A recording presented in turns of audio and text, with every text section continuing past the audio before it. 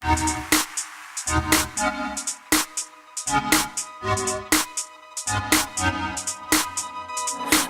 lived hard on the wire, hand in the fire for so long. Will you show me better?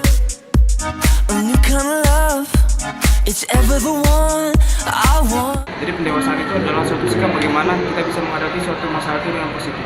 Biasanya dalam proses pendewasaan ini ditandai dengan perubahan pola pikir dan setiap tindakan kita yang matang. Kemudian aspek-aspek dalam pendewasaan. Yang pertama intelektual.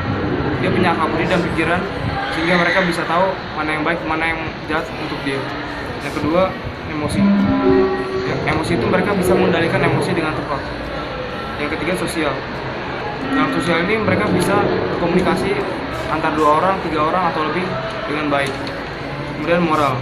Dalam moral ini mereka mengerti apa yang baik, apa yang jahat, apa yang tidak bagus untuk yang dia lakukan. Proses jadi dewasa. Dalam proses jadi dewasa ini bukan cuma dilihat dari fisik, melainkan dari kematangan bersikap dan berperilaku dalam menghadapi sesuatu masalah. Ini waktunya untuk kita memikul tanggung jawab yang lebih besar, yaitu menjalani kehidupan di tengah masyarakat, menyumbangkan tenaga dan pikiran untuk kehidupan yang baik.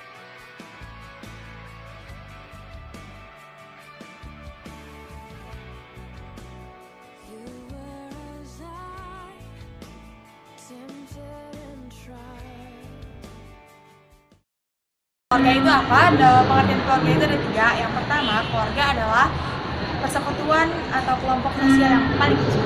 Yang kedua, keluarga adalah terbentuk karena adanya ikatan darah seperti perkawinan antara pria dan wanita. Terus yang ketiga, keluarga itu berawal dari suatu persekutuan yang terdiri atas 2 orang yang berbeda jenis kelamin. Dalam masyarakat dapat ditemukan bahwa keluarga itu bentuknya ada 2. Yang pertama adalah keluarga bati atau nuclear family, yaitu keluarga inti yang terdiri atas bapak, ibu, dan anak.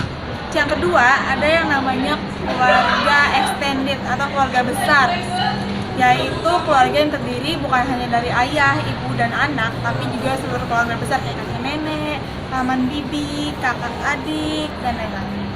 Fungsi keluarga itu ada yang pertama, fungsi biologis, fungsi afeksi, fungsi sosialisasi, fungsi edukatif, dan fungsi rekreatif.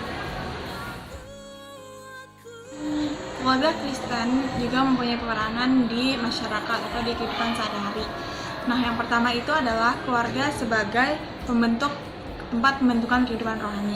Contohnya, di dalam keluarga lah kita pertama kali mengetahui tentang ajaran kebenaran firman Tuhan. Yang kedua, keluarga adalah tempat bernaung kudus. Maksudnya tempat bernaung kudus itu adalah keluarga sebagai media, tempat pembinaan mengenai bagaimana mempraktekkan kebenaran firman Tuhan dalam kehidupan sehari-hari dan lain-lain. Jadi kita masuk ke keluarga yang bertumbuh. Kata bertumbuh berasal dari kata bahasa Inggris yaitu growth. Berasal dari susunan huruf G, R, O, W, T, dan H. G sendiri memiliki makna God to God in daily prayer. Artinya menghadap atau berkomunikasi kepada Allah dalam doa setiap hari. R artinya read God's word every day. O artinya obey God moment by moment. Artinya menaati Allah setiap saat. W artinya witness for Christ by our life and word. Artinya memberi kesaksian tentang Kristus lewat kehidupan dan ucapan kita.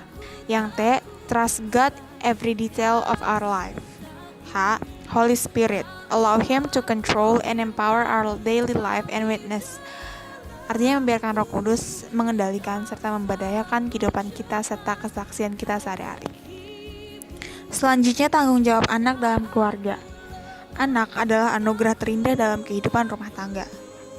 Tanggung jawab orang tua untuk mendidik dan membesarkan anak-anak yang diberikan Tuhan harus dilaksanakan dengan penuh sukacita dan sikap takut akan Tuhan, sehingga anak-anak dapat bertumbuh menjadi pribadi yang beriman dan berakhlak mulia. Anak-anak dan remaja juga mempunyai tanggung jawab untuk menghormati orang tua seumur hidup mereka, sehingga berkat-berkat Tuhan melimpah dalam kehidupan anak-anak.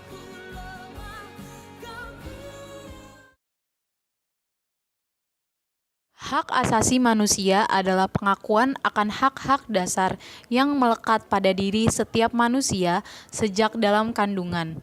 berlaku seumur hidup dan tidak dapat diganggu, disangkal, atau digugat siapapun. Hak asasi manusia bersifat fundamental atau mendasar dan universal atau menyeluruh. Hak asasi manusia mencakup hak warga negara, hak politik, dan hak ekonomi sosial. Dalam perspektif iman Kristen, ada dua konsep mengenai HAM. Yang pertama, kedaulatan Allah yang universal. Kita sebagai umat Kristen mengakui bahwa Allah itu pemberi HAM. Jadi tidak ada seorang pun, lembaga manapun yang boleh membatalkan atau mengambil hak asasi kita, kecuali Allah sendiri.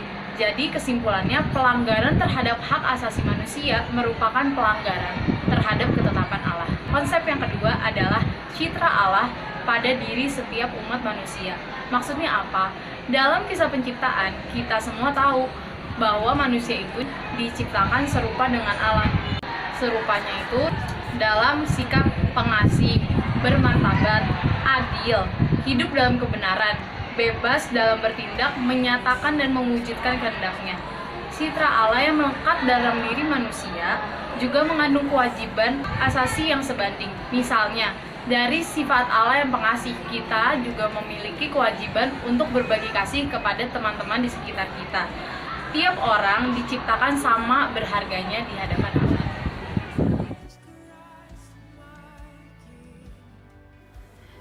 Demokrasi adalah bentuk pemerintahan di mana semua warga negaranya memiliki hak setara dalam pengambilan keputusan yang dapat mengubah hidup mereka. Istilah demokrasi diperkenalkan pertama kali oleh Aristoteles sebagai suatu bentuk pemerintahan, yaitu pemerintahan yang menggariskan bahwa kekuasaan berada di tangan orang banyak atau rakyat. Dalam perkembangannya, demokrasi menjadi suatu tatanan yang diterima dan dipakai oleh hampir seluruh negara di dunia. Ciri-ciri suatu pemerintahan demokrasi adalah 1. Adanya keterlibatan warga negara atau rakyat dalam pengambilan keputusan politik baik langsung maupun tidak langsung melalui perwakilan.